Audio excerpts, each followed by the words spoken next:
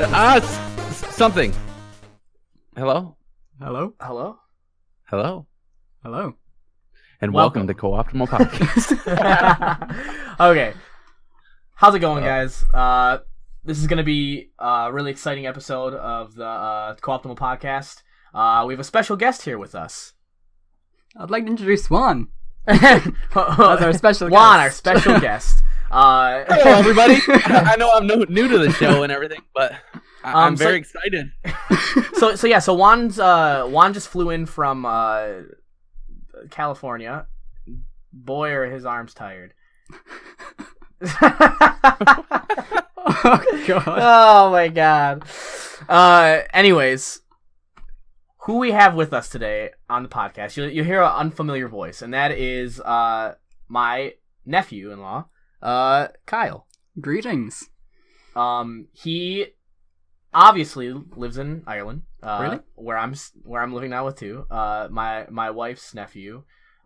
Super cool guy.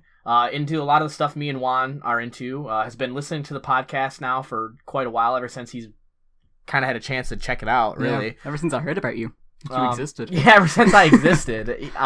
He's been listening to the Watching podcast. you? So I mean, watching, Yeah. oh, just me. He actually, Yeah. every time Juan speaks, he mutes that part. Yeah. Um, So all I hear is Cody. And this is him talking to himself. How do you feel about that one? feel about what? The fact that he mutes you. Oh, I don't like to hear myself either. He mutes his own parts when he's. All right. So we got a good amount of topics that we're gonna talk about today. It's gonna be super fun. We got like a guest. We told you guys that we would have guests on the show, and here's the first guest, and it's somebody that's not just randomly off the street. They live down the street, but not off. That's the not street. That is Yeah. not a thing that we're gonna do. We're not gonna get people randomly off the street. That have Just pull out like random people. that have no idea about anything that we're talking about whatsoever. That wouldn't be exciting. Or it might be exciting, actually. It's What like if we like had a complete stranger? we could a complete stranger in my house? No, we're not doing this. All right, guys. So topics we have for today is we're gonna talk a little bit about Castlevania Symphony of Night. I guess in its flaws for its PS4 release that's on there. Then we're gonna have Kyle. He's gonna talk about his Venom movie review. Me and Juan want to see this movie. We haven't had the chance to do it yet, but we're gonna try to keep it as spoiler free as possible. But there might be some things that Kyle mentions, just so you guys know as a heads up. If you don't want to hear that part, probably want to skip it. But he's gonna keep it mostly spoiler free. I I'll think do my best. he's gonna do his best. Then we're gonna talk about Fallout 76. There's a release of a bunch of gameplay and a lot more information, and I am so excited for it. Kyle is. Now excited for it. He was I actually wasn't really before. disappointed before, and Yeah. now he's I just. thought it was going to be like a pile of crap, but now I'm actually... That's what a lot of people thought, and I think this is what's gonna be really interesting. So it's gonna be really cool to talk about. Then we're gonna roll into a Dunkin' Donuts employee, former, who dumped water on a sleeping homeless man. We're gonna talk real quick about the mini PlayStation Classic and just our excitement for that. And then about the Witcher author who's trying to get more money because of how successful the Witcher games have been. So let's hop right into it. After Juan, how are you? I'm pretty damn great, guys. I'm pretty How's good. your week? How's your week? Nothing too exciting. Just been working, 7 days. Started making Snapchat videos, as you know, like pretty consistently actually, and I got about like 34 people who watch me on like a daily basis, which is kind of cool.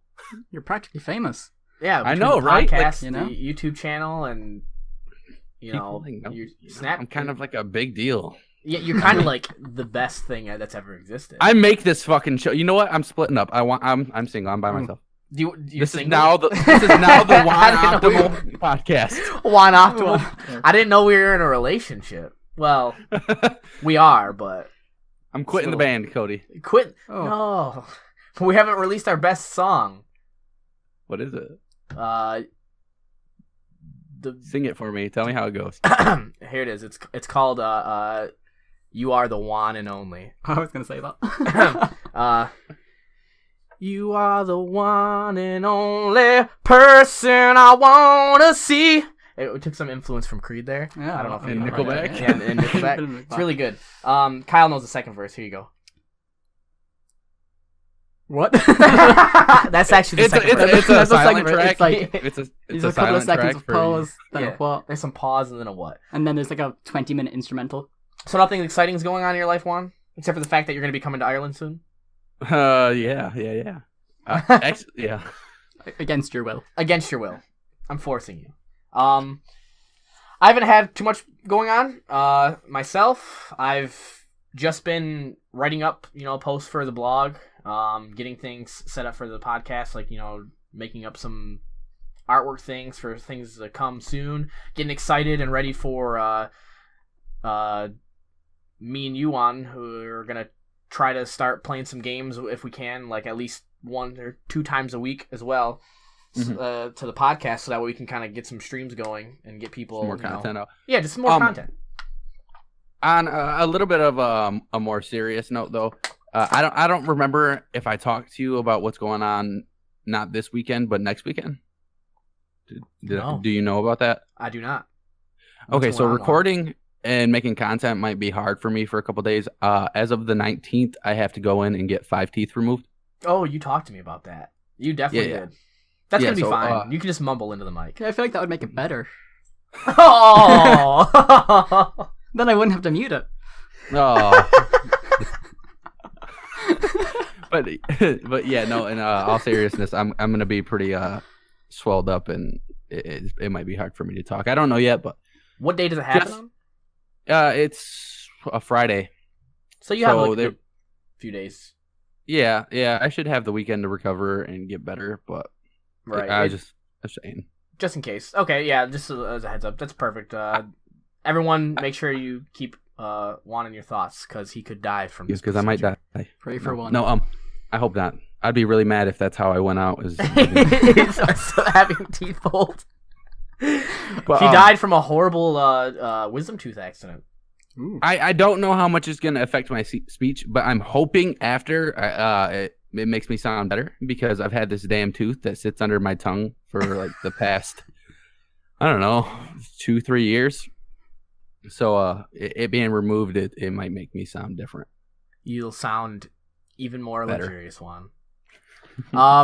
So Kyle, tell us a bit about yourself and then what you've been doing this week. Stand up in front of the class. Yeah, Do stand up not. in front of the Gotta stand class, up. yeah. Oh, I don't think I've been doing that for the past 3 weeks. Which could be a great segue. I've literally just started college, and it's already becoming a nightmare. It was like fine for like the first week.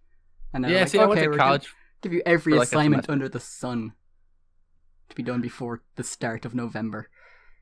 Oh. And that's great. Aren't What are you taking, going like- for? Yeah, like crazy classes though as well. There's 6 classes a day, 4 days a week, Oh, all an hour long. Jesus. So far I have 12 assignments due before the end of October. It's so ridiculous. What are you what are you trying to major in? I'm doing counseling and psychology at the moment, Okay. but I'm going to transfer into pure psychology after that. See, college is such a weird experience. Like, you go from high school where your teachers care so much about like your assignments and whatnot, and then you go to college and your teachers just absolutely do not give a shit if you are successful or not. Yeah, there's like zero care. No, You yeah, just they're completely like, fail. oh, okay. Yeah, this is good. I'm assuming it's not too much different here in Ireland as it is the US in terms of like assignments and the amount of your teachers caring about your success. It's pretty similar, that aspect, yeah. Is it called college there? Yeah, it is. called? Yeah. There's not some Okay, fancy Irish word for it. No, Yeah, what's no, it called there in is. Canada? Oh, there is. Like, obviously, Closh is college in Irish. What's it called in Canada? They got fuck. What's it called? You go to university, right? Well, there's universities here as well. Yeah, there's No. Yeah. Like, a uni No, is just but- a better college. Yeah. I get what you're saying. It's in like they say that in like England too. It just what it is they do their like college the end of their high school or something like that, right? Oh. And then they if they go to anything after that, like which is would be like a U.S. equivalent of college, it would be called uni. Yeah. Which is university. I get what you're saying. When I talked to people when I was in camp about that stuff, and it was just like, oh, okay, that's interesting. Here you have here it's schooling's weird. Like you can take an extra year in your high school years, which they don't call it high school. It's primary school, right? Or Secondary school. Secondary school. Yeah. And then after that, you have to take like an exit exam. Yeah, so pretty much you're in it for, it's like split into 2 cycles. So it's your junior cycle and your senior cycle. And in your junior cycle, you have to do your junior cert. And then you can do an extra year, which is just like doing nothing. And then you have to go into your senior cycle, you have to do your leaving cert, which decides if you get to go to college or not. It's just really weird. It's like you have to take like an exam pretty much to like prove that you can graduate. Yeah, it's like 2 weeks of exams, and depending on what grade you get, depends on how many points you get. And then each college has like a point requirement. Yeah. And like, isn't it like super intense? Like if you get caught cheating or if like you or anything like that, like if you completely slip up are done. once, just the entire thing is just scrapped. Oh God. Yeah. And then what? Like, do you just like fail like secondary school then? You fail your leaving cert and you have to repeat it. Ugh, God. Yep. But you can't just repeat the exam. You have to repeat the whole year. I was so bad at school. I'd be 48 in secondary school. it's well, see, I was good at taking the test. I was just terrible at actually wanting to ever do the work. So yeah. So I mean, it might have actually been better for me. I could have just failed the whole year and then did that. Oh yeah, you've been an American. You have it a bit easier. No, because if you fail your classes, I'm not sure how does it work here. In high school, if you fail your classes, you don't get credits, and if you don't get credits, then you don't graduate. That's not how it is anymore. What is? It's not. That's not how it is anymore. Everybody passes. Huh? No, I'm 100% serious. Everybody passes. It doesn't matter if you fail. Every one of your classes, they push you through. Now, I only know this because my little brother, he was getting really bad grades. But yeah. In high school? Yeah. See, like I feel like that's what they should have done in kind of in the first place. Except for maybe if you do it like that, you have a test at the end of it to see if you've retained any knowledge. But yeah, to just have you push through. Yeah, my little brother was getting really bad grades, so my parents went up there and talked to the principal to see if like he was going to get held back. You know, nope. That's what they told him. Everybody passes. Everybody gets pushed through. I feel like it's super counterproductive, but does that mean that they push? I think. Are you sure what they didn't mean is they push through to the next grade and they have to try and make up any credits that they can? Because when I was in high school, I was down credits for my first and second year because I just didn't do any of the work in the classes, so I didn't pass. And then I had to like I still went like they didn't hold me back. They just had me go to the next. No, they used to have super seniors where you could, if you were behind in credits or whatnot. They don't have that anymore. Right, but like even if you don't do that, can't you just like take your credits and like do like some sort of like secondary school to make them up? I'm not sure. Or do you just automatically graduate? I'm pretty sure everybody graduates. Well, then what's the point of the school? Yeah. I have no idea. I don't know why anybody does anything. You would just go there and sit there and you would just know that you're going to be successful because I had to do so much extra work to make sure I graduated. Because, I mean, it's still my fault because I was an idiot and didn't do the work. But I had to do so much extra work to graduate. You're telling me people just get through now? I don't even care. I don't even care if they get through in terms of, like however it is. Like, they're not smart. I don't care about that. Whatever. You're giving them all, you let them all go through and they get participation awards. Fine. I don't care about that. I care that I had to do a bunch of work and they didn't. You're like, reimburse me. Yeah. I need at least an associate's. For all that work I did. I would like an associate's, please. Thank you. That's crazy. I don't know how we got. Oh, because of school. Yeah. Yeah. So you're doing school right now. Doing and you're school. hating it. Yeah. But loving it at the same time. It's weird. You're loving the aspect of what it is. Like yeah. School, but you're hating what it's providing you right now in terms of. This is the biggest case of deja vu I've ever had. Really? This is nuts. Like 10 years ago, I had deja vu about this. That's absolutely nuts. Just so everyone knows. Anyways, so yeah, so you're doing school. Anything else exciting going on in your life? What's your hobbies? What do you like to do? My hobbies. Ooh, that's a Yeah. good question. Oh, that's a very good question. I didn't know this was an interview hour. Let's do it. Yeah. What are your hobbies? I feel like very important. I like to, do a bit of writing on the side, bit of photography. Like to cycle my bike. I'm sorry, but I'm picturing like a very generic like European student. He's a very skinny, pale, Brown-haired, blue-eyed. brown hair, blue eyed. That's such a good combination. Oh, nice son of a bitch. nice smile with like thank you. needs to shave his dirty stash. Yeah. Like how I do. He's literally like the perfect example of like a European student. I can't believe you called him out like Yeah. that. Go on. I don't know if that's an insult or a compliment. I feel like I do photography. I write. I just imagine him like this guy's like, yeah, well, all I hear from you is a very stereotypical Mexican asshole. What kind of name is Juan anyways? No one has that name. Actually, it's a very common like Hispanic name. It's like John. It's the equivalent of John. It is. It's super common. Anyways, great. Let's get on to our topics. Because we could talk about how amazing Kyle is all day and how Mexican Juan is all day, and it won't change anything. So, first topic of the night is about that Castlevania Symphony of the Night. So, have either of you played this game? A No. long time ago. It's a really good game. It's a really good Castlevania game, and it's just a really like one of the best, and a really good game. Period. Are they all side scrollers? Yeah. So it's like There was one that was really. there's a couple 3D ones that make you want to kill yourself, but aside from that, they're side scrollers like action games. You go around, you kill things, you progress. It's kind of like with Symphony of the Night. They took kind of like the Metroid approach where like you could like explore more and like figure out your own path and you'd get upgrades and stuff like that. It's a really great game. I've never heard anything but amazing praise towards it. So as I was, looking at some, news articles, just checking stuff out, I saw that there was on GameSpot, like, I don't know if it was a review or what, but it said, the title was Castlevania Symphony of the Night on PS4 is flawed. And my first thought is, oh shit, what could they have done to this game? Like, how can you mess that up? All you do is release the game that you've released on like 7 different platforms already.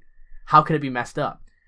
So I click on it and I start reading it, and I'm just like going through reading it, trying to like, and they're saying all this stuff, just like how it's like still the same game that it was, and blah blah. And the person who wrote this article, the only point that they had to say about it that was bad to them was that the Mimi voice acting that they had in the original, where everyone knows it, that knows about like these games or like has like any sort of like video game like meme-ness about them, is Belmont is in front of Dracula, and Dracula like he's like having a conversation with them, talking shit, and the voice actor says, "What is a man? A miserable little pile of secrets. But enough talk. Have at you." And then they start fighting. That was beautiful. And it's like very cheesy, but like it's great because it has like, you can see all the things that come from it. Like, it's very memey. This person that wrote this article said they didn't have that. They had like a newer, updated version that was like, better voice acting. It's very similar sounding, but just like better with what they say. And that was the only real difference. And that's why they were saying that the game was flawed on the PS4. What? I can understand. Like, it might take away from like the nostalgia, And that's what they were talking about. It was very nostalgic, but yeah, because I don't know if they like, I don't know if they remade anything and the voices were different, it would bug me. I think I don't know. Yeah, like if they re-released Metal Gear Solid 1 and Psycho Mantis didn't have that really stupid voice, it would ruin the game for me. Well, the thing is though, I think my point is the title of this article is very like, oh shit, like what happened? It's so flawed, you know what I mean? And then the first line, like the first paragraph is talking about for those that don't know about it, Castlevania Symphony of Night. They just giving information about it, and then it says, but somehow, like the paragraph after that starts with like, somehow they still found a way to mess it up. And I'm just like, oh no. Oh. Like, what's going wouldn't on? you be mad though if they remade like, I don't know, any kind of Mario game, and all of a sudden Mario's like, let's go break some bricks. Like,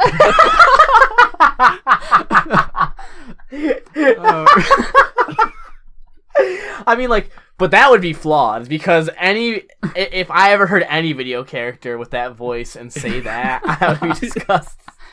he's just jumping up and hitting the blocks, and he's like, "Patow!" Patow, patow, patow, every time you jump. Instead of like the iconic wow, woohoo, like breaking the sounded like a really angry old man. Like, I don't know what I'm doing. It's just like hitting bricks. Like someone brought in an old man to record the sounds, and he's just like they just got him to start saying stuff. He's like, "What do you want me to say?" And he's like jumping as he jumps on the Goombas.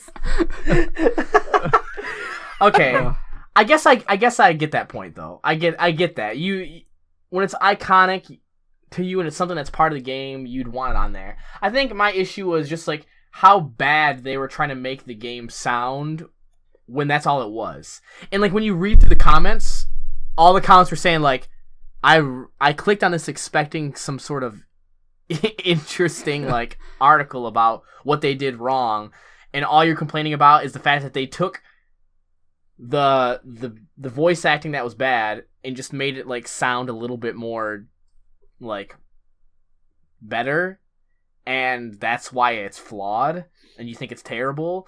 It does make sense though. I guess I didn't think of it in like the respects of how you would be looking at it, you know? Yeah, but that is a bit of a like a clickbaity title.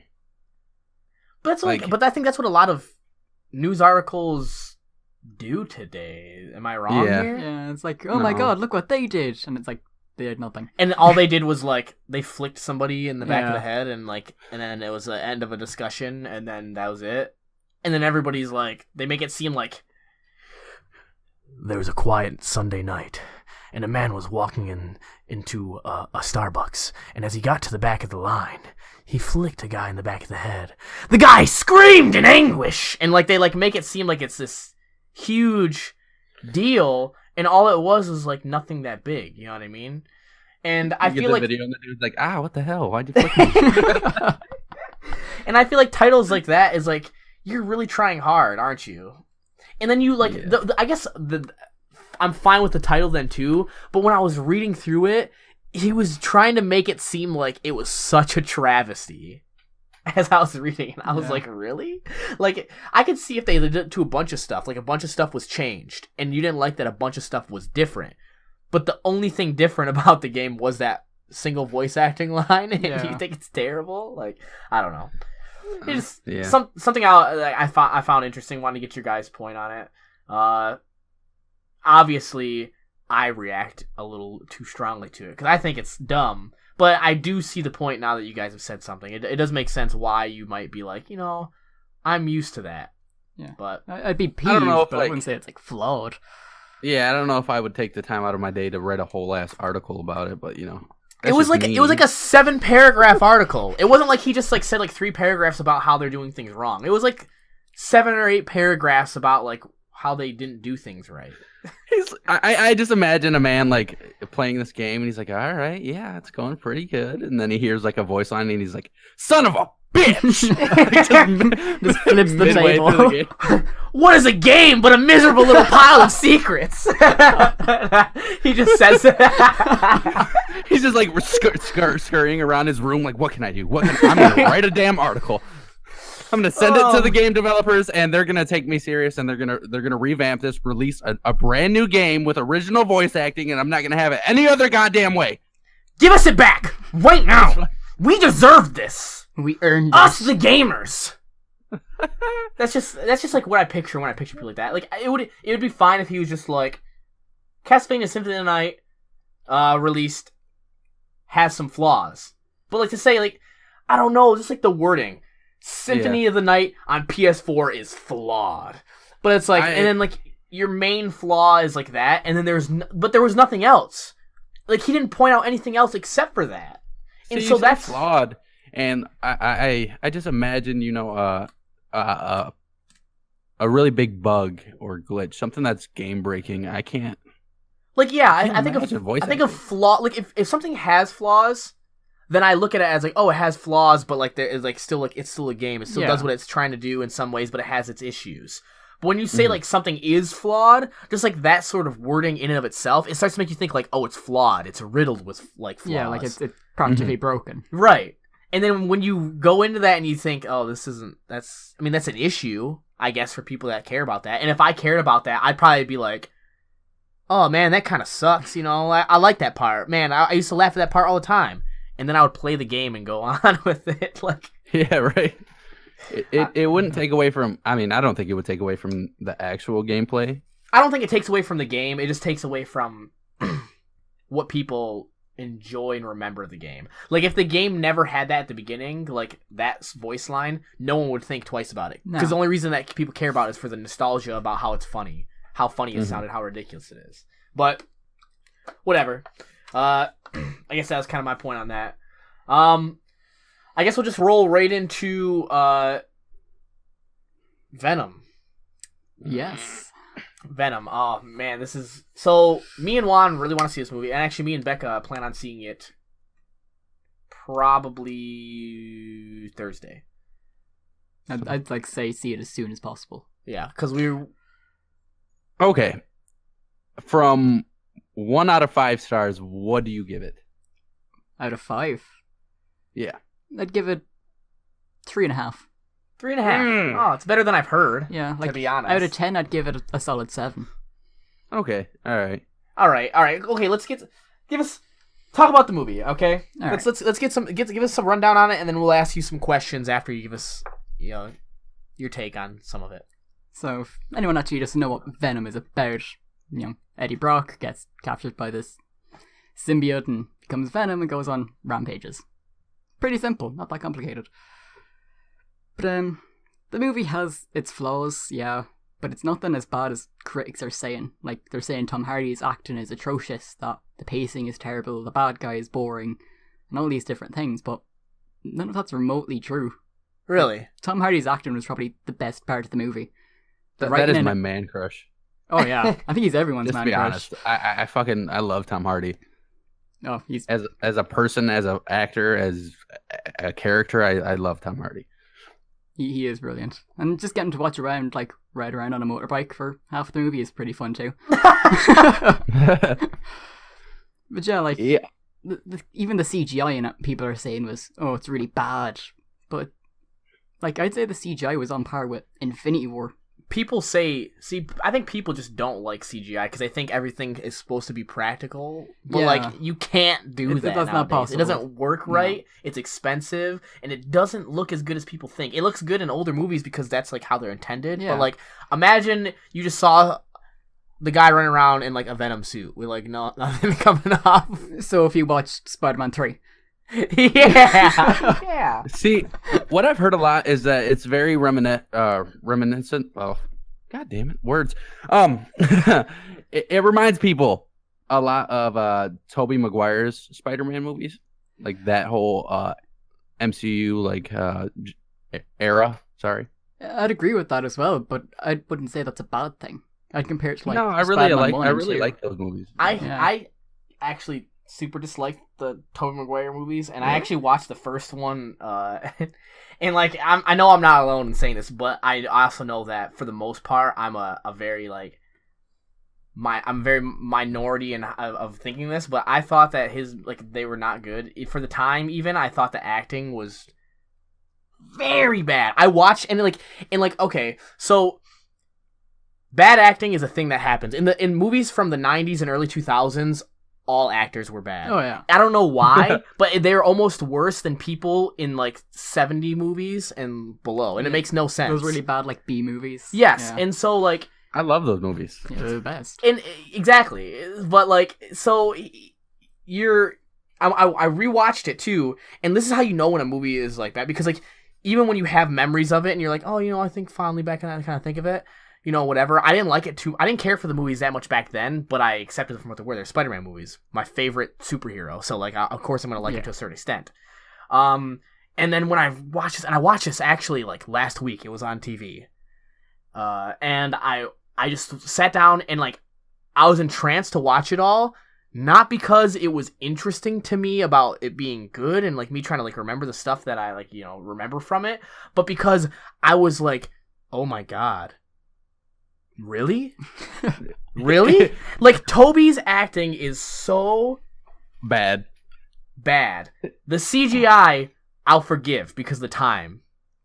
But for the time, it was good CGI. For the time, it was. That's what I'm saying. For the time, it was what it was. But like when you rewatch it now and you watch it on like a high definition TV, oh yeah, you just see all of the flaws of it. Like the Green Goblin's acting. Oh my god, it's cringy. You cannot talk down William Dafoe in any way. William Dafoe's acting in that movie is He's a human cigarette. He looks gross. It's His so voice is awful. and I'll get you, Spider-Man. And I'm just like, whoa. I'm just like, whoa. But he's really cheesy and just he jumps the shark, but he owns it as an actor. I'm just. Oh, continue. Sorry. I'm just saying is, and then they continue the rest after. So like you get through all that, and let's say you're fine with the whole bit of the movie, the first movie. Then you get towards the last. Franco? God, don't even get me started on that. Yeah, no, I can't even. That's what I was gonna say. It's James Franco. Oh my god. Yes, that's all you have to say. But you get to the end of the movie, and let's say like from all that point, you let everything else slide, and then you go, oh yeah, for whatever, it's fine. Like the movie was fine. Besides, some of these parts, like, but like I can get behind it. And then that's when Peter Parker becomes Spider-Man. Tobey Maguire becomes the saddest fucking Spider-Man I've ever seen in my entire life. And then 1, 2, and 3 is all him, except for the parts in 3 when he gets the Venom suit. But all of that becomes him just being a whiny shit. All of Spider-Man 2 it's unwatchable now because he cries the whole time. Because is that that's the not one with Mary Jane and they're like not together. It's I can't be with you because like the end of Spider-Man actually was like I laughed at it because he's like I can't be with you. After he makes out with her and he goes through all that trouble and he's like I can't. There's things. And it's just like, oh my god, like because this is the issue, is that Spider-Man is a character of levity and, like, fun and, like, smart-ass. And, like, he had his times when he was, like, upset and down. But, like, for the most part, he was always, like... He was Deadpool before Deadpool was Deadpool. You know what I mean? Like, in terms of, like, being a wisecracking, like, smart-ass. But he was, like, a young kid. And, like, that's what it was. In the Tobey Maguire movies... He was just sad and depressing and just always complained about his life. I could probably go right now and find a montage of him crying. You can, actually. I've watched it. It exists on YouTube somewhere. You know what bugs me, though? Is that Peter Parker is supposed to be a high school kid. Tobey Maguire and Flash in that movie look like grown-ass men. Oh, yeah. Flash Thompson looks like he's, like, 30. Yeah. And it's ridiculous. Anyways... Back to Venom, though. So we're getting on that. It's on part that makes me a little sketched, but I'll accept it for what it is because I know most people enjoy those Spider-Man movies. So. When I say it's on par, I mean in the sense that, like, quality-wise, it's not the exact same. Obviously, it's a better quality. But I mean, like, the dialogue's in it's quite cheesy, like Venom and Eddie Brock. But in a good comic book way. Yeah, it's very comic booky. Like, not spoiling it, at the start of it, there's a little montage just filling up there Eddie Brock as a reporter. And it's done through this comic book panel style that's sliding across the screen. And it's actually quite stylized and well done. And that kind of gave you the feeling that it's going to be a very comic booky movie. Okay. See, what I heard is a lot of people were upset because they were thinking this was going to be like a rated R title and that it was going to be more serious, more dramatic, darker. And then they watched the movie and it was more funny in parts that wasn't necessarily supposed to be funny. It was exceptionally funny. We got a lot of laughs. Like the theater laughed 5-6 times, I think. But I'm okay with that. Oh yeah, like they were good laughs, they were good jokes, but you can kind of see where they edited around that R rating to push it down to what was in the States, PG-12, like Yeah, it was 13? PG-13. Yeah. Mm-hmm. You can see where they kind of edit around it, that there's lingering shots on just like a wall or on someone's face when clearly there was supposed to be a scene where Venom's clearly tearing someone apart or someone gets stabbed. You can tell there was supposed to be a blood splatter, but there wasn't. I think that would be an issue to me only in the sense of we know that you can have like a campy, funny, but also like more serious and maybe some more like action to a movie. There's tons of movies that are like that, and if you're worried about like not getting a good enough audience, you can just look at Deadpool and see how Deadpool is done in terms of like being one of the biggest movies that's been R-rated in like as long ever. And I guess the thing is I see the point of being wanting to tone it down because you want to get like a good amount of audience in there for what it is. Yeah, and you want to be able to pull Tom Holland's Spider-Man into that at some point. Exactly, and you're not going to be able to do that because Marvel will only go so far with certain characters, and so will Sony. I think the issue is actually more with Sony. I think Marvel might. I feel like if Marvel had the full reins on this, they would have probably pushed this to be rated R. Yes. I feel like they wouldn't have gone with a Spider-Man Venom crossover as of yet anyways. No. But even if they did, I feel like they'd tone it down, but would make it work. So, kind of give us like some like overview of like what the movie is trying to show, I guess, without like, without talking about the main storyline, but like what was it trying to portray? Is it another like origin story, and then you to go through like 60% of the movie is just Eddie Brock like doing whatever, and then like 20% of it is like him getting the Venom symbiote, and then like the last 20% is actual Venom like action. Is that how it is? Because I'm tired of these origin stories. Thankfully, no. Okay. Like, it kicks off full gear right away, introducing the symbiotes, everything sorted right away. They set up Eddie Brock, they set up the symbiotes, and then by about the 30-40 minute mark, Eddie and Venom have met. Cool. So it's literally, they get into it as fast as they can. Quick spoiler, a little bit, not a huge spoiler, just question. So if you don't want to hear the answer to this question, skip ahead. But Riot as the symbiote, was he pretty awesome? Riot, looks wise and visuals wise, was awesome. He was like so badass, like him making swords and shit out of his hands was awesome, like ripped straight from the comic. Oh, that's so cool. That's gonna be good, yeah. That's so cool. But in saying that, the motive for the bad guy, was shit. Riz Ahmed's character, I can't remember his actual name in the movie. Is he the main antagonist in the movie? Yeah, he is. Okay. He's the host for Riot. Gotcha. His motives and Riot's motives are they're explained, but it's more like, oh, this is why they're doing this, and then it's not mentioned again. And it's kind of the same with Venom. His motives aren't fully flushed out.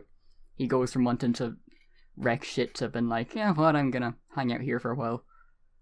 That's probably one of my main nitpicks. Especially because the symbiotes like end up, I guess at first being like, I just want to cause mayhem. That makes sense in terms of like story wise. Yeah. But then they end up having reasons why they stick around. Like there's like specific reasons why like Venom. Like Venom's actual reason for staying is never explained. There's one line in the movie that his explanation for it, but it's as shallow as it can get. Which is frustrating. A little frustrating, but it's a movie that's made $205 million in its opening weekend. Oh, that's pretty good. So the next movie is secured. Well, I'm a big person in like, I don't listen to critics that much because they're critics. Critics are critics, and they try to look for flaws, I feel like, most of the time. And like, I remember there was critics that were talking shit about the new Spider-Man, and I was like, that's dumb. Tom Holland? Yeah. Like that, like yeah. But then there's critics that were talking shit about what is it? Andrew Garfield's Spider-Man, and like, yeah, the Amazing Spider-Man. I thought that was okay. I didn't think it was nuts, but I think it did The pretty first okay. one was okay. I can't talk about the second one. And I am a huge fan of Emma Stone, and when she died, man, I like about it cried. was And it was I pretty refused to intense. watch that but fucking movie I knew again. that was coming because Yeah. I knew about that particular iteration of Spider-Man. Yeah. But the first movie was actually, I thought it was pretty damn good for what it was. Like way better than what I was gonna get from Tobey Maguire, and I was excited. And I remember I looked at the critics for like the first one, and like it didn't do good, and I was like, oh boy. I was like, really? And I went and I saw the movie, and I was like, that was nowhere near as bad as everyone said. Yeah. And I've noticed that about several movies. So, and I've also seen critics of several movies say movies are really good, And they're not. mediocre They're just, yeah. at best. So I just don't listen to critics anymore. The same with like video games. Like I only go so far into it. I like to look at stuff that people go in depth to certain things of what they're saying and why they like it or don't, or they like it or they don't. But like I don't look at scores anymore. No, like I looked at the scores for Venom only purely because I was gonna, review it. I wanted to have an idea of what other critics were thinking. And like the top rated ones, when I looked at it before I seen it, were pretty much saying it's bad, it's poor paced, it's just a mess, and all these things, even at 1 out of 10, 3 out of 10. And then I went and seen it and then looked at them again afterwards, and the top rated ones were saying it was great, that the critics are wrong, and all these other things. So like the Rotten Tomato score is 32%, but the audience score is that's so bad. 89%. Yeah, And that's it's the a big same on difference. Metacritic. That's a big. I think the difference. issue is that they're comparing this movie to the recent MCU movies, and I don't think it really falls in line with those movies.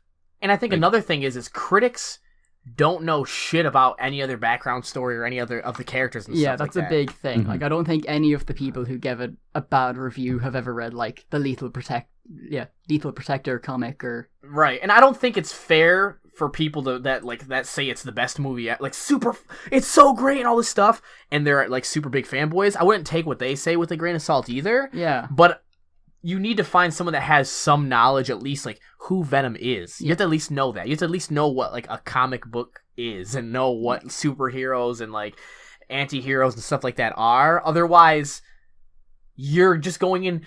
I bet if you went into a lot of movies and you just went into it as the mindset of this is an action movie, and then it was like one of the.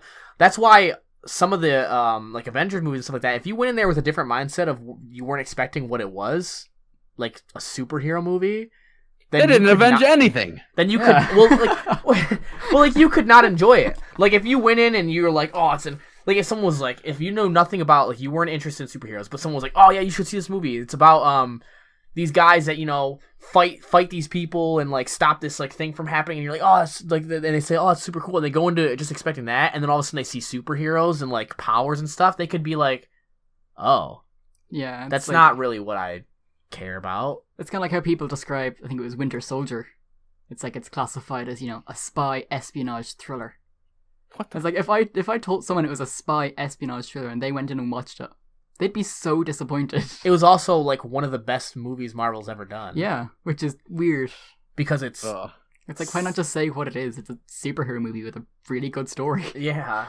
But so all in all, let me see here. Like I had some points to say. So you think the style was good? You talked about how that was good. Yeah. You liked how was the other acting other than Tom Hardy? That's because that was like what I was questioning. I thought his acting from the trailers looked bad, but if you're telling me that he was like the redeeming factor, then it must be just out of. I don't like trailers anyways for the most part because I don't Yeah. think they show anything good and they spoil other things that you don't want to see. So The trailers for Venom do it no justice, like, at all. okay, Like obviously Tom Hardy's the best part, but like Riz Ahmed and I can't remember the girl's name, they're decent acting. Like, it's not, pretty decent actors. they're not just phoning it in. Okay. They're giving it, like, the villain is pretty cliche in how he acts with some things, but he has these moments where the whole villain persona just disappears. It's like, without spoiling anything, there's 1 or 2 scenes where he talks to kids. And if you just watch those scenes in isolations, you'd think he was the good guy of the movie, like. Oh. So I kind of described him as in my notes as Elon Musk. I like Elon Musk. Yeah. But he quite literally is Elon Musk. It's like he's trying to go to space and all this stuff, and he's like this big entrepreneur who's made all these things, made fortune while he was young. He's just actually Elon not Musk. a bad guy. He was just misunderstood. Yeah. You know, he smoked a joint on Joe Rogan once, and it was all downhill from there. Yeah. I mean, we could always get on the topic of that stuff. I mean, I have my opinions on that too. I don't think Elon Musk is a god. I think he's an alright dude. I don't think that he's infallible in any way, and he has his issues. But, anyways. So what are some things that you would say it definitely did bad then? It did bad. There was scenes where the CGI wasn't up to par, but you'd see that in any movie Right. that has CGI. There's tons of movies. Infinity War prized itself on its CGI, But it had spots still that I remember that I were was just like, like, eh. yeah. Like when who was it? Black Panther and Captain America were running, and they're running at like, I mean, which is, I mean, good, but they were running at like 30 miles an hour, and then they jumped 60 feet off of a 4-inch ledge. Yeah. It was very weird. Yeah, it wasn't that. Or Yeah. Bruce Banner's head in the Hulkbuster suit. Yeah. Yeah. But so do you think like CGI, anything else that you would say notably not good about it that you could Again, like any other movie, there's a handful of scenes where the acting is a bit a little bit phoned in, but for the most part, not exactly phoned in, but could have been better if you Okay. get me. okay. Like But bad that- writing or bad acting? The acting, not so much the writing. But then again, it could be direction either. How the I can't direction- all pin it all on the actor. Right. No, you never can. No. Huh. Gotcha. Final thoughts. Final thoughts. I'm gonna watch on it. Well, I'm gonna see it too. So final thoughts. Final thoughts. It's a fun movie. Don't go into it expecting something terrible, and don't go into it expecting a direct adaptation of Venom from the comic. If you go in wanting what you've read, you're going to be disappointed. So you have to be willing to give it a bit of leeway. See, that's a problem But too. Is like people want this to directly correspond with comics, and you got to understand that it's not the Marvel comics. It is the Marvel Cinematic Universe. It is a completely different, reiteration of the classic characters. So. And they take snippets from several stories and different things, and it may be very similar, and you may think like this is based on that, and it can have its like homages to it, but nothing is set in stone. They don't have to do anything one particular way. The one thing that I think like fans of the characters and stuff like that want is just like actors that are similar to like how the character was portrayed in the comics. Yeah. And for the characters in the movies to act similarly to how the characters in the comics would be. Yeah. Like you wouldn't want like one of my biggest issues with any character in the Marvel universe, and I think me and Juan have talked about this before at some point, like very small, but is the only character that I think that like I have struggles with is Thor, and it's because what they do with his character is they made him a very stupid guy, Yeah. for the most part, like very dumb in a very meat-headed way, and very just not as righteous as you would expect, because Thor is a very like Kinda righteous. douchey. Yeah, but and Thor has his like he's very righteous, and he's very he is very like kind of like an asshole in like the comics and stuff like He's that. a massive asshole. But he's not stupid at all. Oh no. Like there's a reason his like alter ego is a surgeon. And so like it's very I think that's like my only like my biggest gripe when it comes to characters, and I think that's what people have to remember though is going in is like there's going to be some differences. Yeah. And you have to take all of those in the best way that you can, and just know that like you can enjoy it as long as the characters are similar and you still get that feeling of what they were trying to portray. Yeah. I don't know. It's a very slippery slope if you start worrying about every little detail that's inaccurate to Yeah. something that's going on, because nothing's going to be matching up to your expectations. Like people saying they're going to boycott the movie because he doesn't have the spider on his chest, or because, Spider-Man isn't going to be a pivotal part of the movie. Oh, he doesn't have a spider on his chest?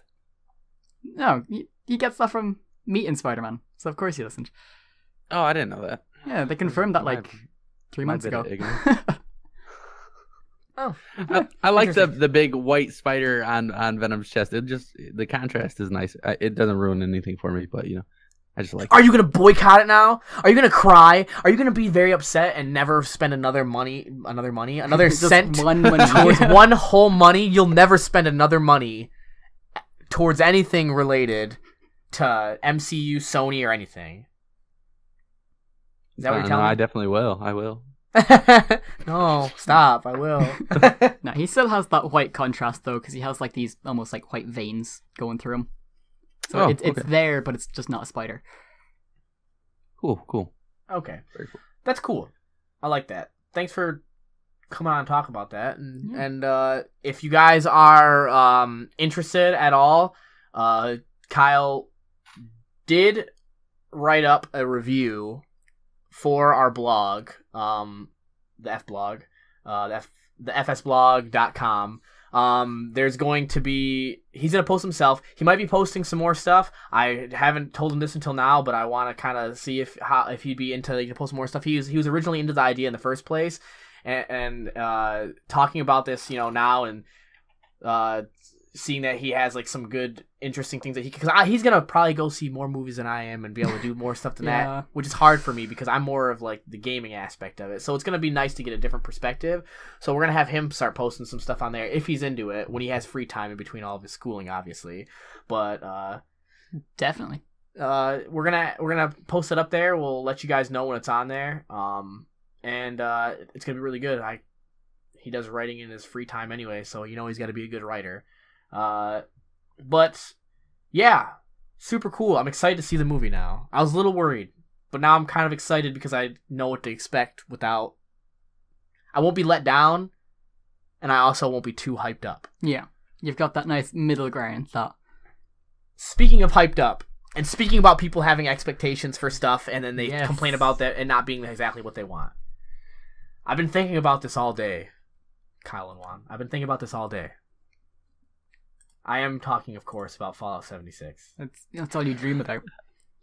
I wake up in the day, and I'm just like, and I just look around in a cold sweat, and I'm just like, why am I not in a Fallout shelter right now? So, in case anybody doesn't know, today was the breaking of the NDA that people had that went to a Fallout 76 event where they got to play the game and experience the stuff and find out more information about the game. I'm not gonna go too crazy in depth with all this stuff. I did watch a couple videos. I think personally the game looks fucking great.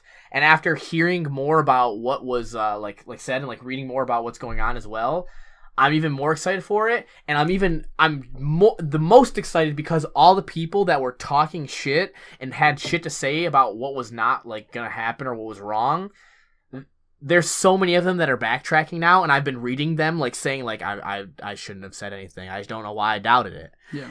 There's still people that are talking shit about it and saying, oh, this looks dumb, blah blah blah, whatever. But I'm gonna talk about some of the key points about what we know for sure now, and after seeing gameplay, it's gonna be really great. So, at any point, I want, Juan, you or Kyle, I want you guys to stop me and ask me about something, or give your, or maybe after I talk about a certain section, kind of give me your input on it. I know that you haven't seen too much more on it, Juan, and I know that Kyle, you said that my opinion of it has changed as of today because you were very indecisive. The stuff that I was hearing about it, I was kind of this is going to be a load of crap. But watching the gameplay and reading stuff about it after today, after we gotten all the footage, I'm genuinely excited for it. I think it's going to be really good. Okay, Juan. So, you ready for this? I'm ready for it. It's gonna be a good bit of information. While I'm speaking to you, maybe you could just in the background, kind of mute a gameplay footage video and kind of check it out since you haven't. But so basically, I'm going to talk about this in sections, and I'm going to start with the setting and the environment, and based on some videos that I watched and also what people have said and everything like that in the gameplay. So, if anybody knows anything about the Fallout universe, it's a very, like, destroyed, like, post-apocalyptic world where, like, nukes came, and I've talked about this before, and I hate that I'm reiterating it again, but it's fine for those people that don't know. And, like, nukes came and destroyed everything, pretty much. There's, like, lots of devastation. People are trying to survive in a post-apocalyptic world. The setting for Fallout 76 is in an area, West Virginia. The area is called Appalachia, obviously. Shenandoah River. Everybody knows that song now. But it's in a place where it wasn't, like, vital enough that nukes ever had a reason to directly hit it. So no direct nukes hit around that area. So the game world it's lush with trees, plants, and grass, and all the stuff that, like, that you would expect of, you know, sort of like a foresty, wooded area. But it's mixed with kind of like the nuclear post-apocalyptic sort of setting of Fallout, because there's obviously still effects from that stuff, and there's still areas that were destroyed based on the things that were going on. I guess so. We all know that the map is 4 times bigger than Fallout 4's, and I guess that they've also have a ton of points of interest and stuff that are still, like, that they put in the game, and they've added a lot more. They're not 4 times as much, but they've added a decent amount. So, you know, there's caves, buildings, cities, and stuff that you can explore, stuff like that are going to be areas like that you can go into and actually, like, visit and, like, explore settings and stuff like that. Can I ask you a question real quick? Yeah, go ahead. Okay, because you've seen more of this than I have. But as I'm, because I actually did what you said, and I was watching a video that was muted.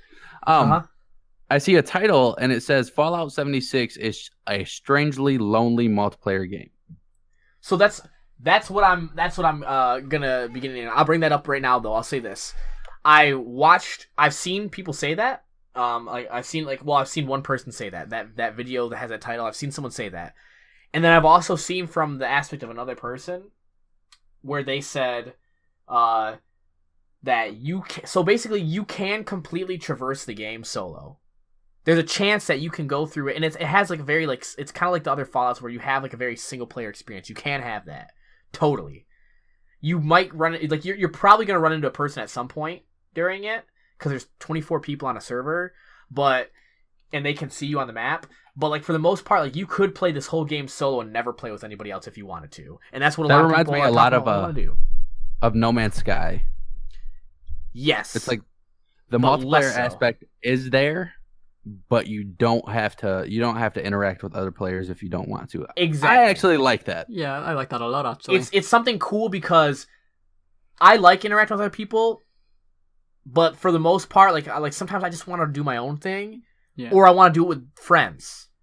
And so this is, like, the best mixture, because even if you see a person and they want to mess with you and they don't want to do their own thing, you're going to be fine, because you can get away from them. You can, like, do other stuff. You don't have to interact with them in any way, and there'll be more on that later with what I'll talk about. But it's a game that's a multiplayer experience with multiplayer in the forefront of what it was, because they want people to play it co-op and have a good time and, like, do things or, like, have the experiences.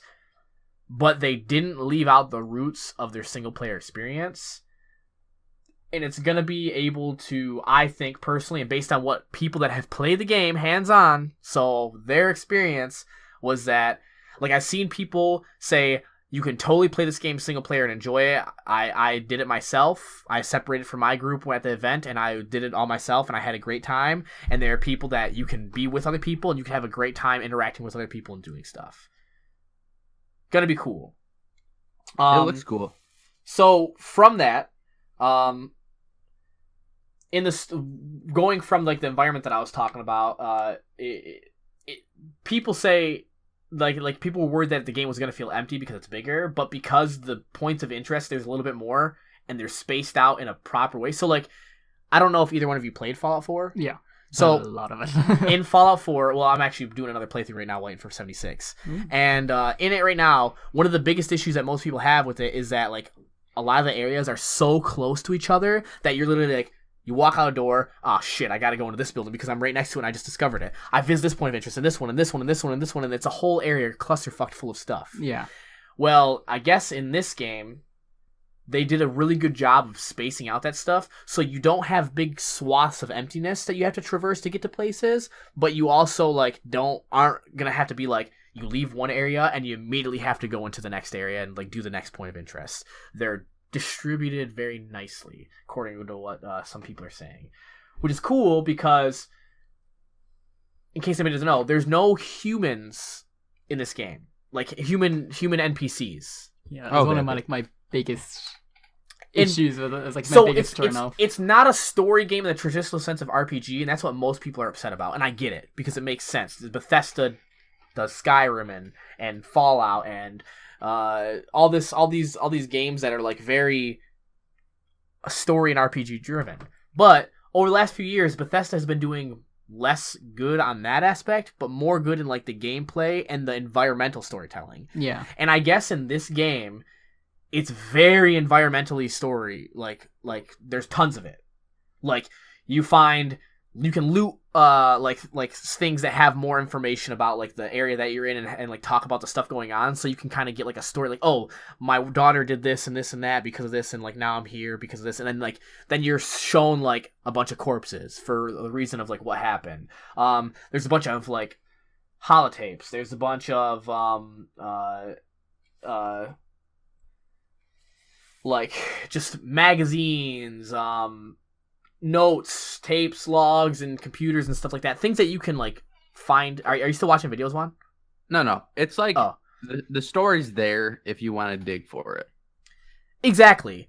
And you can just walk around, and like you could walk around and see something that like happened, like an area of like a church, and see that there's people in the church and like something crazy is going on in the church, and like the people died in a crazy way, or there's explosions that went off, and you can be like, shit, I wonder what happened here.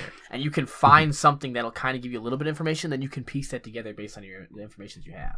So there's a lack of human NPCs, but what everyone seems to think is that there's no NPCs to talk to, which there's no dialogue options, which I know a lot of people are upset about, but there are people to interact with and personalities to see, because there are NPC robots, ghouls, monsters, and stuff like that you can talk to, get quests from, and like interact with and figure out stuff. So you still get NPCs. You're just not going to get the same. You're not going to get human NPCs, and you're not going to have the same sort of experience as a traditional RPG. Yeah, it's not a case you're going to have to go somewhere and talk to people for 20 minutes to get a quest and figure out the best way to do it. Exactly, and that's the reason I think that they didn't want to put it in here, because they wanted this to be. So someone did a really good job of how they tried to explain this game, and they were like, they said it like this. It's not a traditional MMORPG, and it's not a survival game like Rust or whatever. He said it was a very happy medium of like a combination of the two that work in a very weird but very well way, that like take the points that work well with each other from each and make it what it is. So like there's obviously in terms of gameplay, most of it's going to be exploring, crafting, and looting the areas and like the bodies of the enemies you kill. You'll also see like events. So Juan, have you ever played Destiny? Yeah, I played a little bit of Destiny 1. Not very much, but you know how there was like events or something that like would happen in it where like a bunch of people would come together and they'd start like completing an event, like keep off these people from doing this, or kill all these people from attacking or whatever. Like they have kind of like a dungeon aspect. It's like more like you're walking around in the world. You haven't played a lot of MMO, so it's hard to explain to you. But like you're walking around in the world, and then all of a sudden, a scripted event starts to happen somewhere, and everybody in the area can join in and just be a part of it. So like one of them was like a robot is like in an area, and then he's just like he's traveling from one point to another, and you can offer to like walk with him to escort him and like stop the bandits from like killing him, and like you go through with as many people that are in the area that see that event and can like help defend him from these bandits that are attacking him. It's kind of cool. And those actually, like, that one's an easy one, but I guess they scale in difficulty as you get, like, to higher levels and stuff like that, so it can actually be more challenging ones, like, bunch of crazy stuff that you can do. Obviously, you've seen, like, some of the gunplay and stuff like that, Juan, so you know how that is. It's pretty cool. There's a system in the original Fallouts called VATS, which is basically like a targeting system where you could target specific body points, and it would, like, pause the game, and you have a time to, like, think about what's going on. Well, is it not in here? VATS is still in here, except for it's no longer pauses the game because it's always online, so you can't do that. But the way that they've kind of tweaked it to make it work still is instead of it being like a pause thing where, like, you pick certain points and you have a percentage to hit it and it kind of, like, you know, gets like that, is it works more like it stays in real time, but it's kind of like a percentage chance to hit aimbot almost. So, cool. like, Right. instead of having to try to, like, shoot around and, like, aim, you can activate VATS and use like that, but depending on how far away you are, what type of weapon you have, and what your, like, level is and that sort of using VATS, it'll affect your percentage to actually hit with it, and it requires a certain amount of action points to be able to use. So it like has its checks and balances, so you can't just, like, someone can't just, like, turn it on and only ever use that and just always have an aimbot that hits you for 100%. No. That'd be terrible if they did it like that to try and reconcile for it. Instead, it's more like you can, in the middle of combat, be like, oh shit, I have some action points, this thing's moving around or this person's moving around, and turn it on, and it'll let you kind of, like, aimbot at a character. Except for what's cool is so, like, now it used to be it specifically target body parts, but now it targets the whole body. But you can get a perk card as you level up that'll make it so you can actually start to target different body parts, which I'm curious of how it'll work in real time. But imagine, though, having an aimbot in real time and you're PvPing against someone and, like, you worked hard enough to get your skill up and you focused on that enough that you could just be like, hit the button and just, like, before they have a chance to react, shoot them in the back of the head and blow all their brains out. I think that would actually, ironically enough, it would balance the game really well. So say if you weren't as good at, like, as the gunplay, exactly, you could just focus your character on, you know, on VATS and because there are a lot of people that aimbot. aren't good at guns, Yeah. like using guns, and that's why they played Fallout, to be Exactly. fair, because it wasn't super about the. But there are people that are really good and they have no reason to use VATS. I've never used VATS. I don't prefer it because it's not like my favorite, my cup of tea. You can make really good builds out of it, but I don't love it. So this is, like, a real good way to make it so people that aren't high skilled have a little bit, like, they're a little bit better without ruining the game and making it so everything pauses for them, or they always have a 100% chance to hit wherever. It's like, it makes sense. So it's gonna be really cool. It looks good. I watched the video that you sent me. The mobs are in the game. They look a little bit clunky, but they look good. They still look a little clunky right now, which makes sense. It's still, like, Yeah. it's an MMO and pretty much, and they're trying to get, like, some stuff worked out, and I get that. Keep in mind, all the gameplay that's out right now is all for Xbox, so it's all terrible. Yeah. No, I mean 100% honest. Like, it's all bad. It all looks really laggy, or like there's lag, stutters, and points. It doesn't look as good as it's gonna look if you play on a computer. It does not. And and so I really wish that they wouldn't have done it like that. But whatever, that's fine. You can have your timed exclusive Xbox, you piece of shit. But, like, that's all. So, like, the way that people shoot and stuff like that, like, I wouldn't take a lot of it too, like, seriously, because a lot of people were really shitty at aiming. But that's what it's like to aim with a controller, especially when these people are like, some of them aren't even, like, gamers. They're just, like, reviewers and stuff like that. And then also, they're using a controller, and most of them play PC. And then the ones that don't, and if they do play console, a lot of those ones that are playing console, they don't play this, like, the Fallout games in a way to be quick movement and stuff like that. So, like, I saw, like, one guy that was really fucking good, and I was like, oh, he plays console, obviously, and he plays a lot of shooters because he's pretty decent at aiming. Yeah. And then I saw another person that literally couldn't hit anything for shit, and it was so tragic to watch. So I'm gonna get into my last big point is the PvP, And a lot of people were discussing about this like so much because they were so unsure of how it was going to be. Yeah. But it's so much better than people think.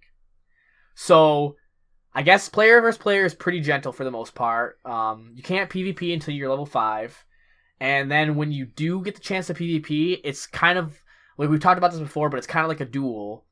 And the person like basically does small amounts of damage to you until you shoot them back trying to initiate a duel, and then it kind of like starts to fight. It's not really like a duel per se, but it's kind of like it's a smart way to kind of look at it. Like, unless you both initiate it, you're not doing fully what like it's a full fight of what it's supposed to be. So it's kind of like the duels in, I don't know if you played Borderlands.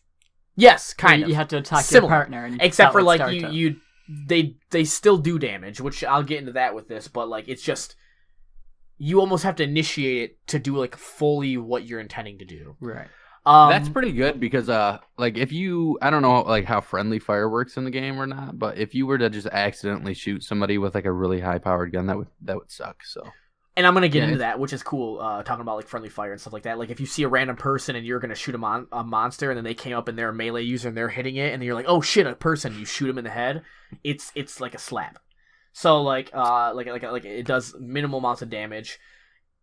And if you can griefing. I don't know if you know what that is, Juan, because you don't play a lot of MMOs. But griefing is like basically like when it comes to PvP is the person basically shits on your life continuously and makes you hate the game because they just keep like doing harassing you, killing you, and not letting you progress to your stuff. So they're thinking griefing is going to be very, very like not even a remotely an issue because first of all, you have that kind of like that low damage mechanic. You can kill a person with that low damage if you keep it up and the person just like isn't able to get away, which you can fast travel away. But if they don't get away and you do kill them with that low damage after like a lot of attacking, you can't they can die. And when that person dies, in that way by getting attacked and they didn't attack back, they lose nothing except for their time, and that person gains nothing, and they become a murderer, and they become wanted, and everyone in the game can see them on the map, and can go and try and kill them to get a reward of caps for killing the wanted murderer. That's pretty cool. I like that. And so it kind of prevents people from just like going out and murder. So you can do it. And it can still, if that's your type, even though you don't get anything from it, it can still be fun for you because you're like, I'm just going to kill people. And then I can try and kill the people that try to come for me. Yeah.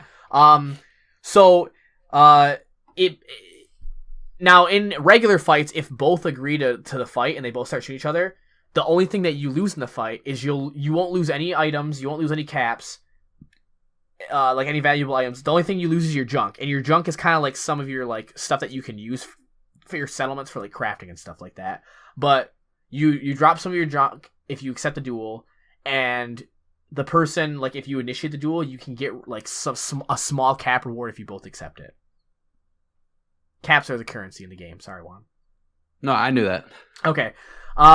So like you don't have anything to really like, you don't lose a lot. So it's not like you're gonna get your stuff looted and you lose everything. That's good. That's a really good aspect of the game. I think that's good. Yeah. And they're doing a smart thing with PvP where they're making it so then they have it. If you are a murderer and you just keep killing people, you keep going through this damage that people aren't wanting to accept, but you keep killing them anyways.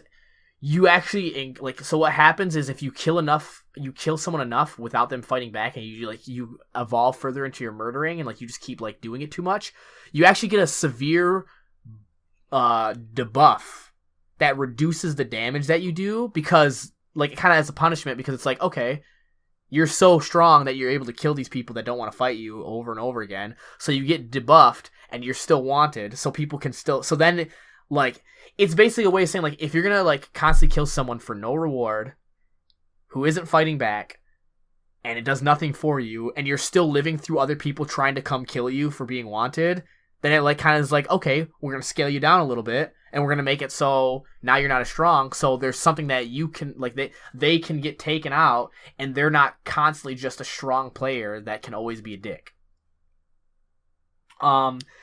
In terms of friendly fire, you can activate a passive mode, which doesn't make it so you can't get like attacked still, But what it does is makes it so you won't accidentally deal damage to someone else and slap them to initiate a duel if you're not trying to, or like a fight if you're not trying to do that.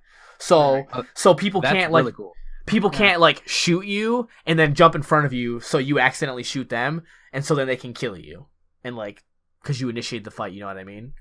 Yeah, that's So what I was thinking. Like, it prevents passive, like it makes it so, like I said, you're always gonna have that risk where someone can try and kill you, but because they do such little damage and they'd have to waste resources because ammo isn't constant, they have to risk breaking their gun because you can like break your gun from using it too much. oh, they brought that back. Yep, weapon durability is 10 back. out of 10. I'm buying this game as soon as it comes out. So it's they made it so PvP is smart in terms of like just like out in the land and like with things that are going on, because there's problems for people that are griefers and there's more benefits to people that just want to play their game single player or not worry about getting killed.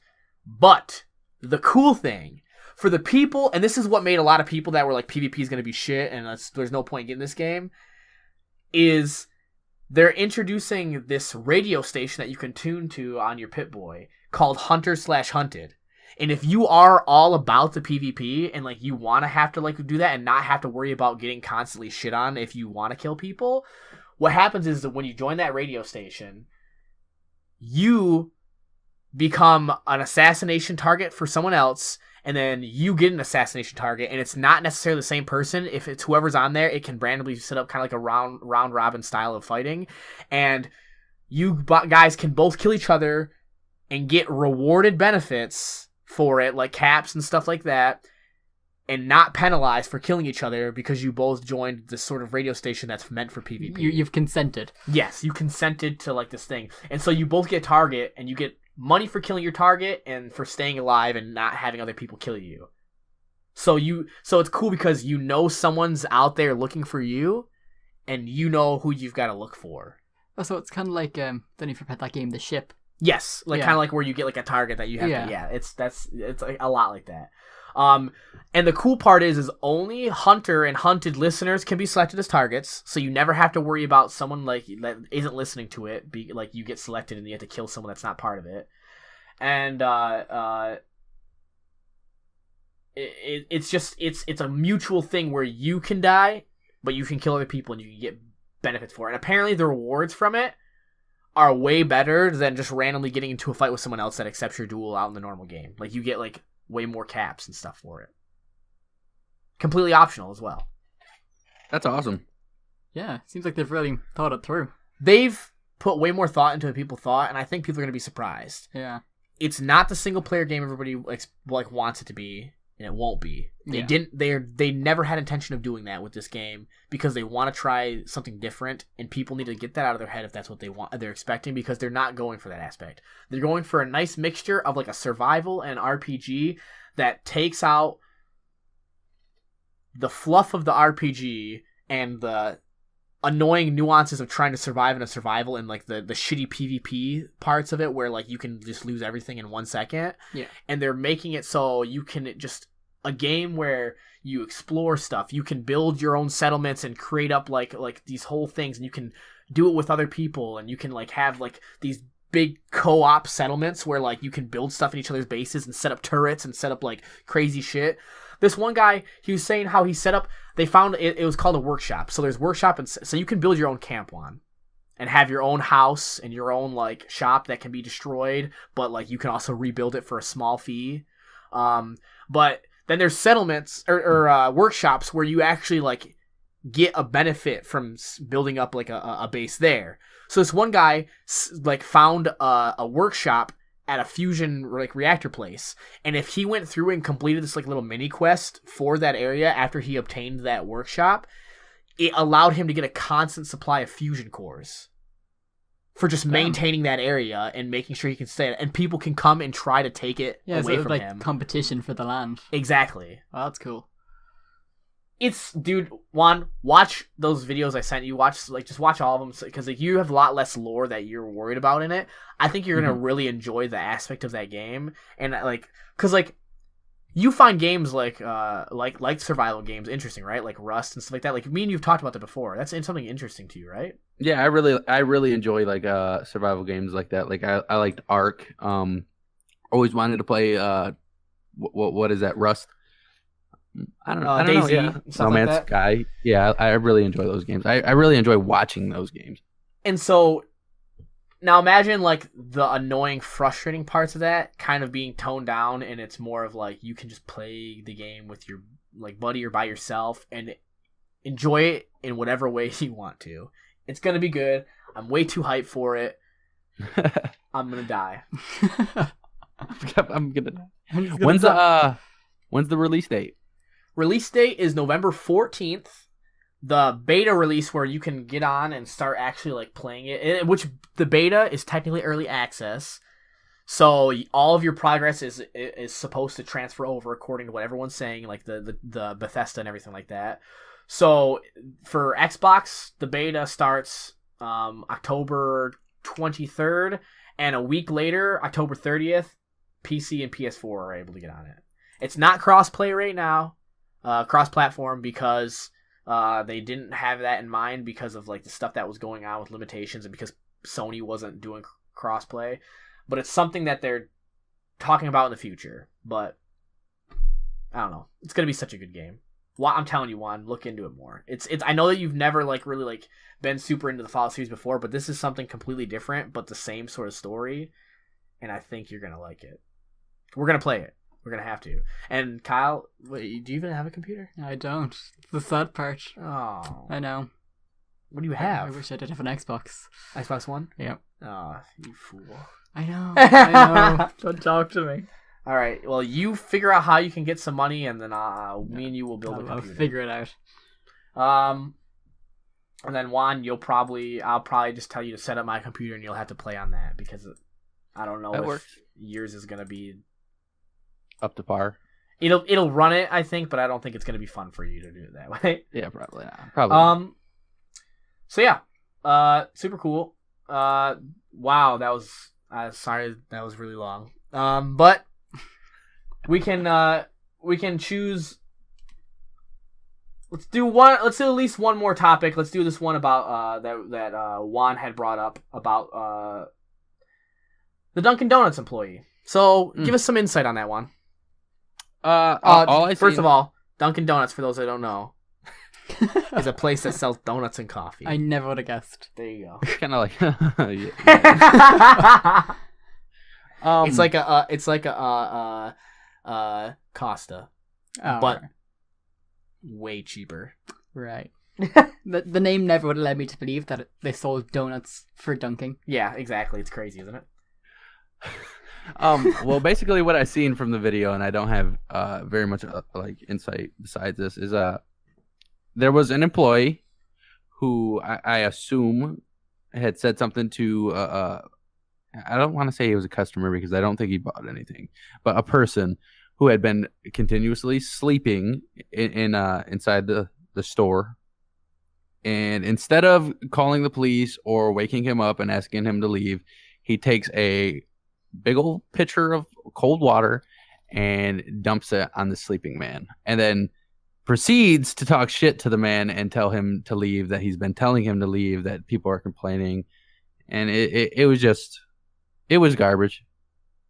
I think he went about it completely the wrong way. I think he threw all humanity out the window. I think he threw all consideration out the window. I think he was just an asshole. I think, and like, so I guess like this is a guy that had came in, like had been in like Dunkin' Donuts, like that one specifically multiple times.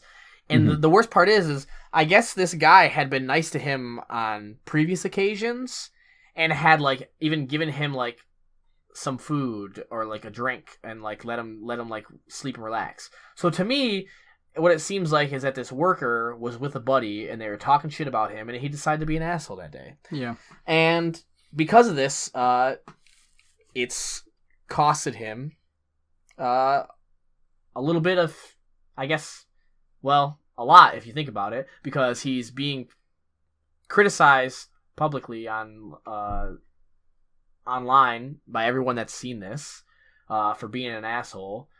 There's definitely ways to go about this, and he did not do it properly at all. He was fired from Dunkin' Donuts. He was deserving. Yeah, he Yeah. definitely deserved to get fired for that. And then he ended up not like he ended up having no criminal charges pressed against him for what was going on. Which, you know, decide what you want with that, because in I mean, it some was regards just water, but I mean, in some regards you can say, yeah, that's still technically assault in the court of law. Yeah. Pouring water on someone like against their will is assault.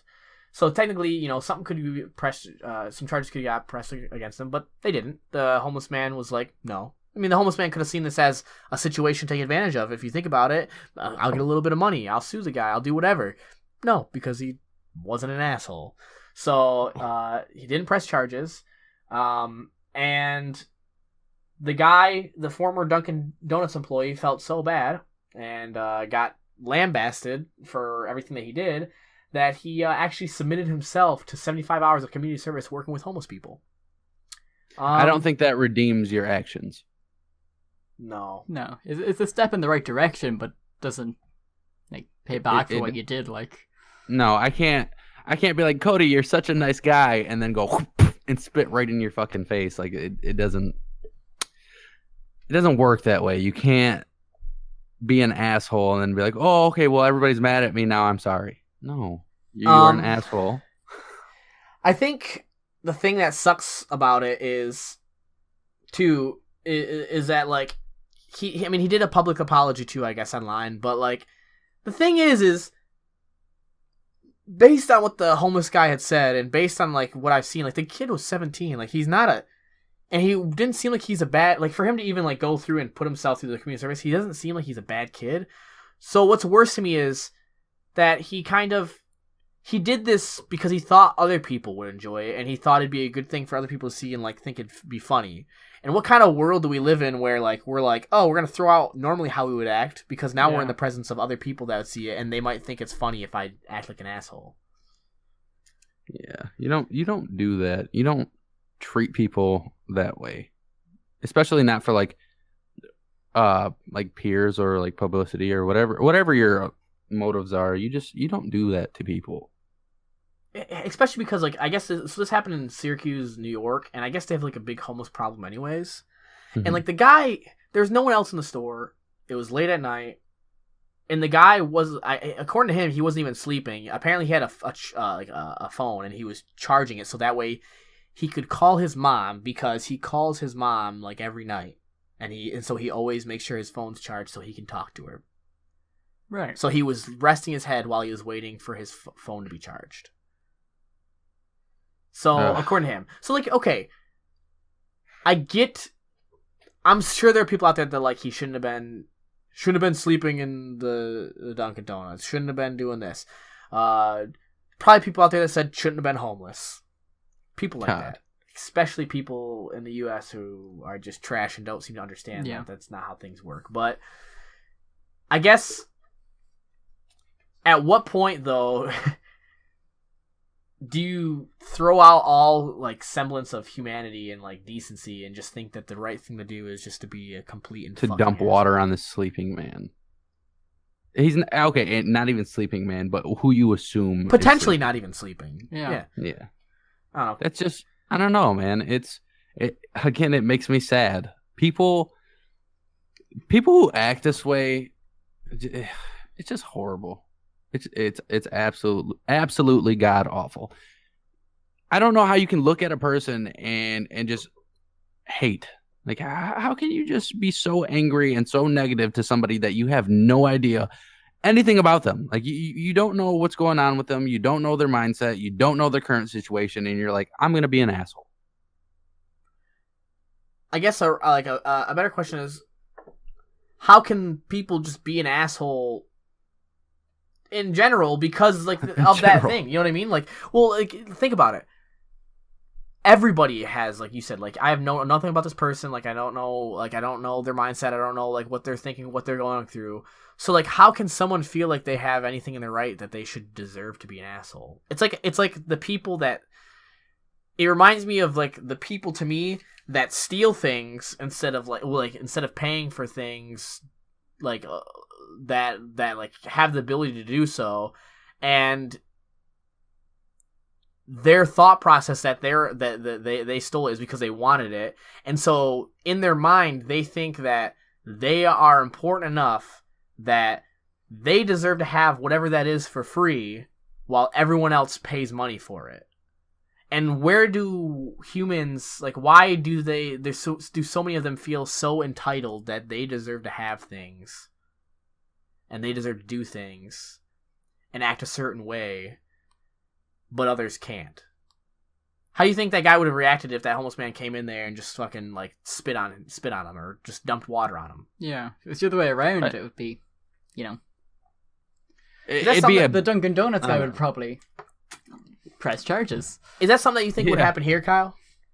Here in Ireland? Do you think that? Have you ever heard of something like that happening here?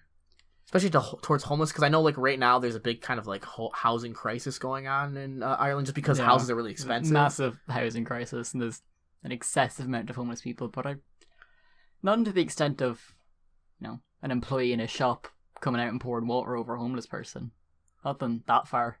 It's like the way I go to get the bus to go to college every morning. I walk past this coffee shop, and there's these two homeless people that come out every morning, and they'll sit out there while people are going to the buses to beg for change.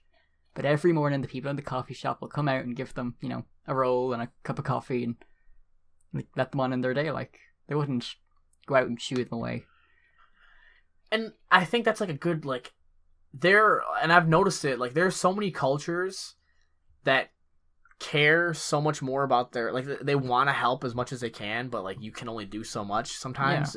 Like, especially like situation like here, a large reason for the homeless population is just simply because there's no affordable housing right now, because the places that are available are just really expensive. Yeah, because of how there's like a bigger reasons, but it's just because of how the market is right now. There's a lot of expensive housing, and people, it's not this country doesn't have a whole lot of landmass that you can build stuff. Yeah, we're quite limited. We're a small island, and so like things are more expensive. But the things that could be available that could be like cheaper places to live, or like they could like lower the price on stuff,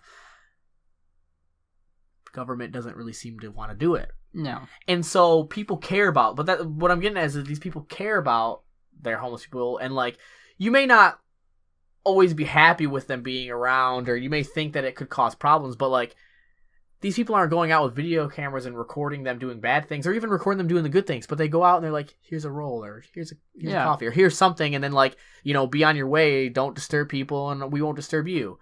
This guy didn't disturb anybody, nothing was wrong from it, so why? I don't know. That's my question. Like, I want to know what was going through his head. Like, what good was going to come out of that? You're going to dump water on him, make him feel like shit, and then make him leave? Well, you know what the good was is that he was going to show some of his friends, and they're going to laugh about it, and then that was it. It was posted on Facebook, so obviously he thought some people were going to laugh at it. I'd say it was probably more his friends than him, even. Yeah, because I feel like the people who recorded it are just as in the wrong as him. Mm-hmm.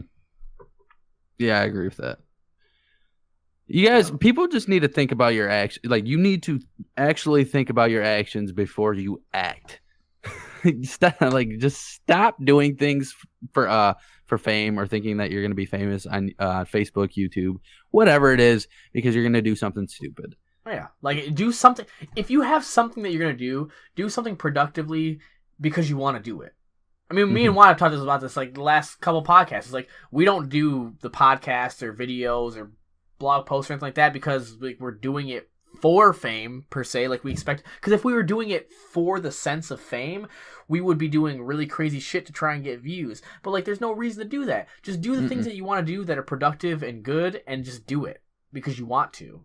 And you're gonna see a lot more success out of that than trying to get success, your 30 seconds of fame, because you think people will laugh at the fact that you dumped water on a homeless man. I don't know. And it's fucking crazy because like so many people nowadays are offended by everything. So many people. You would think that people would be more cautious in their actions. Yeah, that's a good point. It's like, and I'm not saying whether it's good or bad about how people are offended nowadays, but you'd think that you would at least be more cautious with the things that you did. Yeah, it seems to be like more so the opposite. Yeah, right. And it's Like people Yeah, you're right. Like people are actually flinging shit. Yeah, People we're are getting flinging worse. shit to water, spitting on pizzas at Comerica Park. Like I didn't hear about it's that. all recorded. You didn't hear about that? No. What Yeah, happened? a kid was recorded spitting on food at Comerica Park, and he lost his job. But yeah, No. Well, what That a was- piece that of was- shit. Yeah. yeah. And they're like recording that, and people think it's so funny. Like, okay, there was the parent, the ladies who just got in trouble for having like their 3-year-old kid smoke weed on camera and posting it on Facebook Why'd they do that? because they're stupid. I don't know who does that. Why are people stupid? I don't know, man. I think that's the question we all have to ask ourselves, Cody. Why are people stupid? It's so frustrating. I've done some pretty stupid shit, but I've never been like, hey, I wonder if I should get some toddlers high. Like, I mean, I've done some stupid shit too, and it might have been even dangerous, some of it. But it was to myself, and I didn't record it, and it wasn't Exactly. so dumb that, like, I could have died, I guess. or Yeah. gone to jail or Yes. any of that nonsense. Man, I hate people. So do I. God. I don't know. And then, you know, it's just, I don't know, it's just dumb. I don't know. Well, we had a couple of other topics to talk about, but it's, you know, the podcast ran pretty long. We were having a good time talking about Venom and Fallout 76, and just I think it was like 17 minutes before we even got into our first topic. So it's having a good time. But real quick, I'll just mention, like, Mini PlayStation Classic is going to be coming out December 3rd, 24 years after the original launch of the PlayStation. It's going to have 20 games on it. 5 games that were announced already were Final Fantasy VII, Jumping Flash, Ridge Racers, Type 4, and Tekken 3. Jumping Flash, Ridge Racer, Type 4, Tekken 3, and Wild Arms. It's going to be $100. It's Sounds like going to an come with 2 auctioneer. controllers. It's going to be really cool. I think hopefully they release like some more information on the games that are going to be out. It's going to be really cool, available for everyone for Christmas. Dope, get it. And then the last thing, the Witcher author is asking for $16 million in royalties because the Witcher games got way more popular than he ever anticipated, and so he's using his copyright law, that's the Polish copyright law, that allows him to say, like, hey, you owe me more compensation because you gave me too low amount of benefits based on how successful you've been. Real quick, because I won't go any further in the description of that, but what is your guys' opinion on that? It's cash grab. It Yeah. seems greedy. He spit on the games when they made them, said that they couldn't tell a story right, and that he just wanted a big bulk of money up front, and that was it. So I think him wanting money now is kind of ironic. Okay, so wait, Yeah. tell me, so what happened? So Back when they made the first Witcher game, pretty much CD Projekt Red went to Andrzej Sapkowski, whatever his name is, Yep. and asked for the rights to make the game. And he went, yeah, sure, take it. It's not going to be successful anyways. I just want a big bulk of money up front. So your profit from the first game, I just want a big chunk of money, and then do whatever you want. He got that. Witcher 1 came out. It was a huge success. Made 2 more games. Made a great game. It's now one of the biggest franchises on the planet. yeah, He now kind of realizes that, okay, it can tell a good story and it can make a lot of money. And I think he's just trying to almost jump on the bandwagon and try and make a Yeah. profit from it, because like there's the Netflix show coming out. He's talked about writing another book because of it. Oh yeah, I'm sure it's gonna be fucking great after he said Oh, it's yeah. not. After he's said all the shit, it's like that it didn't do well and everything like that, and he's gonna write another. Okay. Yeah. Am So I it's- wrong to hope that he doesn't get any more money? Oh god, no. No, you're completely right. In my opinion, I think that he shouldn't get anything else. You sold the royalties for whatever you thought it was worth, and I don't even if he was nice about it. And You he made a wanted more money- stupid ass deal. Sucks Yeah, to He suck. wasn't even nice about it though.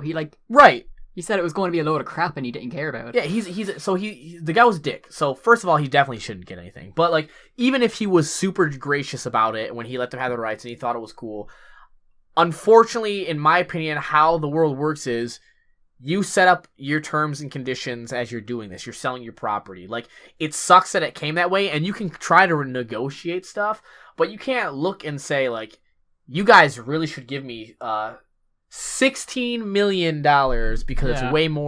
it's way more bigger than I thought it was going to be. So if you want to talk about, and the funny thing is like CD Projekt Red, the game creators, the developers of the Witcher series, they actually said like, we're going to talk to him because he helped, do this stuff. And we're going to talk to him about like seeing what we can do to make this like, better for him because we were successful. But they said right up front, they were like, but 16 mil is way too much money. Yeah. To try and get. Like, even if they've made billions of dollars, which they didn't make billions of dollars. They're making good money. But they also are doing a lot of different projects. Yeah, like they've pumped a lot of money into their new Cyberpunk game. Yes, they pumped a lot of money, which I want to talk about on the next podcast. Have you seen anything about that? No, I have no idea what you're talking about. Cyberpunk 2077, is that what it is? Yep. It looks so good. Oh, it looks so good. It's like All Witcher right. meets Deus Ex. But anyways, sounds like an edgy millennial like nightclub. It is. No, I'm Yeah. just kidding. Final thoughts on everything about this podcast. Ready, Juan, go. It's fucking fantastic. I love everybody. You guys are amazing. Those are good final thoughts and not particular about anything. Thanks for not paying attention to the entire podcast, Juan. Okay, Kyle. I'm excited. No, go ahead. I'm excited for Venom. I'm happy that it sounds funny. I like Tom Hardy. Fallout 76 has given me new hope. It looks better than I expected. The mobs, like I said, look clunky, but they look great. They do look really good. The weapons that I did see in the game look good. They don't look too like sci-fi. They look more realistic. And Dunkin' Donuts guy is a piece of shit. That's pretty much it. Yeah. Okay, Kyle, go. Venom's great. Probably gonna buy Castlevania. Fallout 76 has made me want to build a PC now. And Dunkin' Donuts guy. Together. We will do that together. It'll be nephew-uncle bonding time. How old are you again? I'm 20 in like less than half a year. All right. Well, I have a nephew that is 5 years younger than me. Yep. So, anyways, Dunkin' Donuts guy. Shouldn't be dunking water on people. Jesus. Okay. What about The Witcher? Witcher, the author should just go away. He's missed his time. Yeah. All right. Yeah. He agrees. He has. That sucks, man. Like you don't make a deal and be like, well, I fucked up on my deal. I need more money. No, you fucked up on your deal. That sucks. You suck. Hey Juan, by the way, I'm gonna need your paycheck this week from this podcast. You said what? Just kidding. We don't make money here. If anybody wants to sponsor us, please get at me at Get at me. cooptimalgame@gmail.com. My final thoughts. Castlevania. Still gonna be a great game. Sucks that it doesn't have that meme phrase in there, but get the fuck over it. Venom movie looks good. I can't wait to see it. I'm gonna see it this week, and then I'm gonna talk to people about it. Fallout 76. I want heroin to you. I want to inject it directly into my veins. The former Dunkin' Donuts employee, you're a piece of shit.